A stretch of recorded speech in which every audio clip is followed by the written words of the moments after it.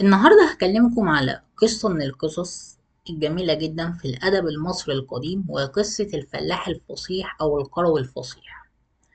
القصة ببساطة هي اتكتبت في عصر الأسرة ال12، لكن أحداثها في عصر الأسرة العاشرة اللي هو عصر الانتقال الأول. طبعا عصر الأسرة ال12 ده اللي هو الدولة الوسطى. والقصة دي في منها كذا نسخة موجودة في المتحف البريطاني ومتحف برلين. انا هعرض لكم القصه بقى بشكل مختلف وبشكل بسيط جدا، وتعالوا نعرفها مع بعض. هي مبدئيا احنا ما بنقولش عليه الفلاح الفصيح، يعني العلماء بيقولوا عليها كده مجازا او تجاوزا يعني، لكن هو في الحقيقه في اللغه المصريه تسمى ساكن الحقل. لان كان احد سكان حقل الملح، والمنطقه الملح دي اللي هي كانت معروفه في العهد المسيحي اللي هي ملح او منطقه صحراء النطرون. فكان هو في احد السكان اللي موجودين. وكان الفلاح البسيط ده او الراجل ده كان بيجيب الحاجات اللي تخصه في المنطقة وبيبيعها في السوق هناك في مصر، عشان يقدر ايه يجيب منها القمح او الحاجات اللي تخصه بعد كده كأكل ليه ولأسرته. فكان هو بيروح من وقت للتاني. لكن القصة اللي اتكتبت دي بقى ودي بتدل على إقامة العدل ومهما لو حصل إن العدل هيقوم مهما لو كان فيه. بتحكي القصة إن كان في فلاح أو شخص بقى رجل اسمه خينو إنيبو. ده كان واحد بسيط جدا من سكان حقل الملح. كان هو طبعا وزوجته وأطفاله، وقرر هو ياخد البضائع بتاعته اللي هو عشان يبيعها في السوق عشان يجيب بيها مع القمح والحاجات اللي تخصه تكفي قوت بيته. فخد الحاجة بتاعته وبدأ يتحرك طبعا من منطقة النطرون ويروح أهناسيا. وطبعا في الأسرة العاشرة طبعا كان فترة عصر انتقال أول، ودي تعتبر فترة انقسامات. وكان الملك الموجود اسمه الملك خيتي.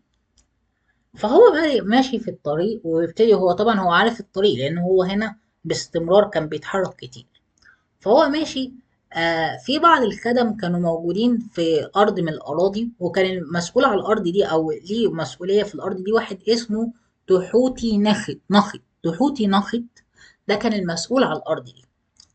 الخدم شافوا الراجل الفلاح ده والراجل البسيط ده جاي من بعيد، وعلى فكرة الراجل ده كان مش بسيط ولا حاجة، ده كان معاه 27 صنف رايح يبيعهم. تخيل الراجل معاه 27 صنف رايح يبيعهم، طب جاب الكلام ده منين؟ فدي بقى سؤال محير شوية. فبدأ طبعا لما شافوه فأبلغوا تحوتي ناقد، قال له بص الراجل الفلاح ده معاه حوالي حاجات كتير وبضائع كتير. فتحوتي ناقد تمنى أو قال لك أنا نفسي آخد الحاجات اللي معاه، وشافه وراقبه. فقرر هو يعمل خدعة. قال لك طيب خلاص، هو كده كده هيعدي على الطريق بتاع الأرض اللي قاعد فيها تحوتي ناقد. فقال له جاب خادم من الخدام وقال له افرد لي قطعة قماش تخصني بعرض الطريق. وطبعا ممر الطريق اللي هو هيمشي فيه الفلاح بالحمير بتاعته ضيق أصلا مش واسع، مش هيعرف يتحرك فيه. فهو لو فرش قطعة القماش دي، منها جزء منها غطى النهر، وجزء منها جاي على الأراضي على الأرض أو الأرض اللي خاصة بتحوتي نهر. فالفلاح قرب من الأرض وقطعة القماش. فالراجل نبهه قال له أنت رايح فين؟ أنت هتدوس على اللبس بتاع السيد أو سيدنا يعني اللي هو تحوتي ناخد. فقال له لا أنا ما أقصدش بالكلام بشكل بسيط. فبدأ اللي هو بدل يعني طب هو هيروح فين؟ هنا جنبه النهر وهنا الأرض. فهو بيحاول اللي هو يتجنب ويمشي من ناحية جانبية عشان ما يدوس على قطعة القماش دي. فهو طبعا هو واقف أو بيتحدث ويبتدي يتحرك، حمير من الحمير بتوعه أكلوا مجرد بس قبضة بسيطة أو حتة بسيطة من المحصول. فطاحوتي ناخد هو كان ذكي وخبيث عشان هو اللي عمل الخدعة دي.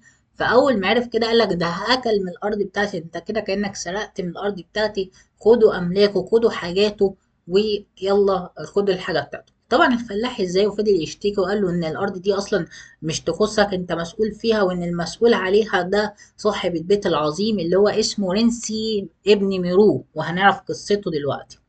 فبدأ اللي هو طبعا اما يجادل معاهم ضربوه طبعا، ضربوه جدا. ففضل هذا الرجل اللي هو الفلاح 10 ايام بيترجى تحوتي ناخد ويقول له رجع لي الحاجة بتاعتي، ويبتدي يقول له دي ما تخصكش إلى آخره. فما يئس بيه الحال بدأ يروح لصاحب البيت العظيم اللي هو مسؤول بقى على الأرض دي بشكل كبير بقى، اللي هو المسؤول الأكبر. اللي هو اسمه رنسي ابن ميرو. طبعا هو كان شافه متحرك بالموكب بتاعه متحرك، عشان طبعا كان رايح لمنطقة المحكمة.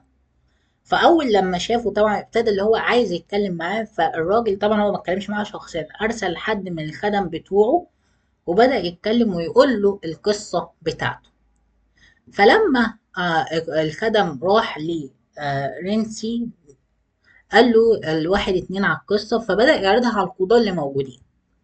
فالقضاة صراحة يعني ما استجابوش للأمر، قالك ده ربما ممكن يكون الفلاح ده أو الراجل ده كان شغال عند تحوتي ناخت، وهو ممكن يكون سابه وراح لواحد تاني، فهم اتخانقوا مع بعض، ومش معقولة تحوتي ناخت هيسرق منه شوية ملح وشوية حاجات تافهة. فأعتقد إن الكلام ده هيتحل، ودي حاجات تافهة أصلا كده كده هو هيرجعها له. هو طبعا مش حاجات تافهة، لأن الفلاح ده كان معاه حوالي 26 صنف أو 27 صنف، وبعدين هم أكيد استجوبوا حوتي نخت، فقال لهم دي شوية حاجات تافهة يعني، فهم بدأوا. قال لك لأ. فرنسي بن مرو ما اتكلمش أو ما علقش. طبعا الفلاح البسيط ده بدأ لما ما فيش أي استجابة، بدأ اللي هو بقى يقدم الشكاوي بتاعته، ودي بقى الجزء الأساسي في القصة بتاعنا، اللي هي عشان كده اتسمى بالقروي الفصيح أو الفلاح الفصيح، اللي هو الشكاوي حوالي 9 شكاوي. بدأ يعرضها بشكل فيه بلاغة وفصاحة بشكل كبير جدا، لدرجة إن رنس بن مرو سمع الشكوى الأولى أعجب جدا بحديثه وهو بيتكلم معاه، أو بيتكلم طبعا وهو عمال يقول. وأنا بقى هعرض لكم جزء منها، وأعرض لكم حاجة بسيطة من الشكاوي دي عشان أوريكم الفصاحة والبلاغة. وصل للشكوى التانية. فرنس ابن موقع رنس ابن مرو قرر اللي هو ايه يقول للملك ثيتي، يقول له ان ده في فلاح بيتكلم بطريقة فصيحة، واحنا نستغرب ازاي هذا الشخص البسيط يتكلم بهذه الفصاحة يعني. فقال له طب خلاص، قال له خليه يتكلم اكتر وسيبه والزم الصمت، ما تعملش اي حاجة. لا احنا عايزين نسجل الكلام ده ونكتب وندون الكلام بتاعه ده، لان الكلام ده كلام فصيح جدا. وبصراحة اعجب بالاسلوب بتاعه، وقال له في نفس الوقت شوف اسرته محتاجة ايه ومدهم بالاكل والطعام، وهو كمان اديله اكل، بس ما تعرفوش منك انت، مجرد بس بشكل غير مباشر. ده اللي حصل. فضل الحال ده على كده. الفلاح برضه شوية يتكلم، يعرض شكوى 3 4 5 6، يفضل يتكلم كتير لدرجة هما ساعات يبعدوه، ويجي تاني ويقول ويجي تاني لحد لما وصل الشكوى رقم 9. فلما وصل الشكوى رقم 9، بدأ بقى خلاص يعني. قال لك بقى بدأ رنسي بدأ بقى يقول لك ايه، عرض الأمر على الملك بقى تاني. فقال له خلاص، الملك قال له خد انت بقى القرار وابتدي تصرف في الموضوع ده، خلاص كفاية كده. فجاب فعلا تحوتي ناخد. الراجل ده هو اتأكد طبعا وصدر أملاكه وعاقبه عقاب شديد جدا، مش بس كده، ده حبسه كمان وعاقبه، وخد البيت بتاعه واداه للفلاح. فمن كل الأحداث أو من كل القصة دي نفهم، مهما لو كان حصل، إن كان لو كان فترة فيها ظلم أو فترة فيها انقسامات أو أي حاجة، لكن تبقى العدالة هي رقم واحد، وإن العدل هيبقى الأساس رقم واحد.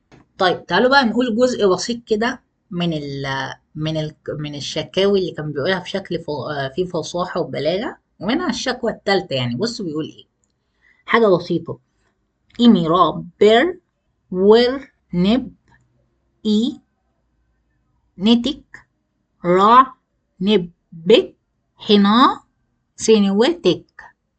يعني ايه؟ بيقول له يا سيدي، أو يا مدير البيت العظيم للبيت، يا سيدي إنك راع نتك راع نبت، يعني إنك راع في السماء، أو رب السماء أو سيد السماء، حنا سنوتك يعني مع أو في صحبة حشيتك.